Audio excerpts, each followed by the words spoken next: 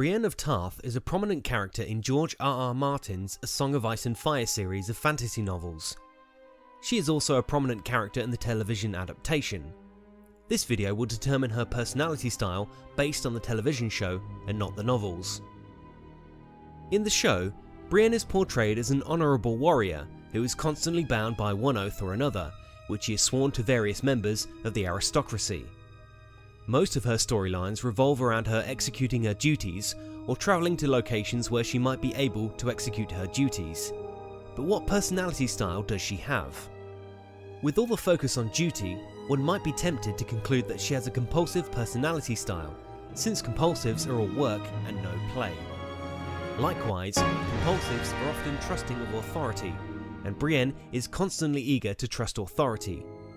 Too eager even, as seen in Season 4, where she naively believes that escorting Arya to King's Landing will mean escorting her to safety. She's not coming with you. She is.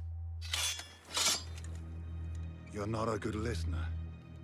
Valyrian steel. I always wanted some Valyrian steel. Come with me, Arya. I'll take you to safety. Safety? Where the fuck's that? Her auntie in the Erie's dead. Her mother's dead. Her father's dead. Her brother's dead. Winterfell's a pile of rubble. There's no safety, you dumb bitch. Brienne has some traits from the compulsive personality style.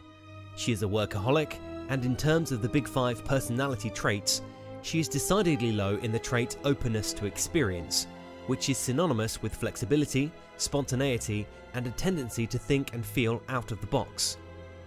Likewise, she finds it hard to relax, is rigid in her thought patterns, and willing to put her all to the task she has sworn in an effort to avoid failure.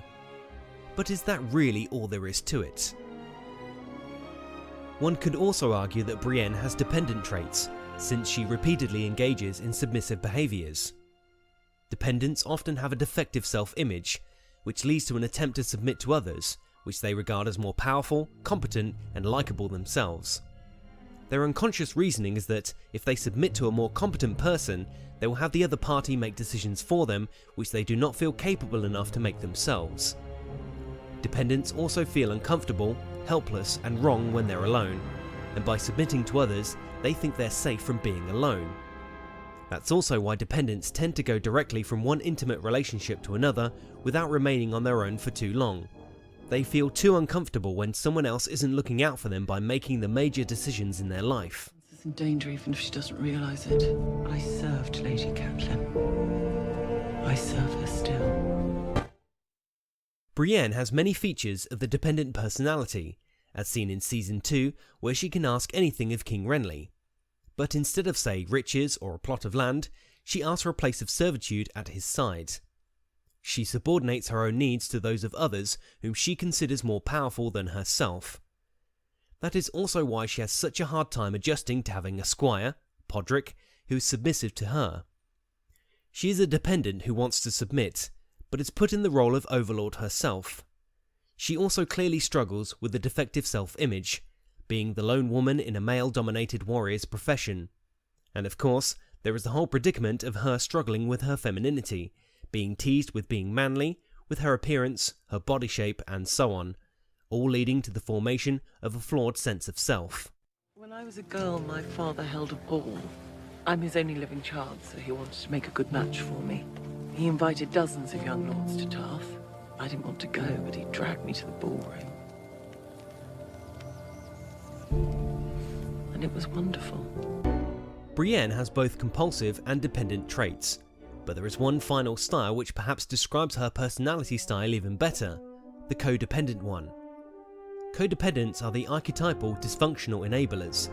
They are typically close to someone with a grave problem that the other person can't control, such as drug addiction, gambling, alcoholism, immaturity, irresponsibility, or underachievement. Like the dependent, the codependent relies on others for approval and a sense of identity.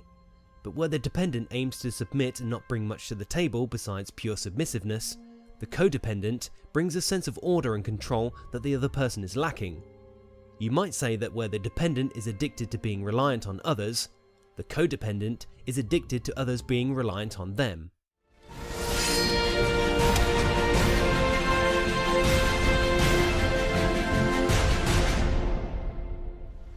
I will shield your back and give my life for yours if it comes to that.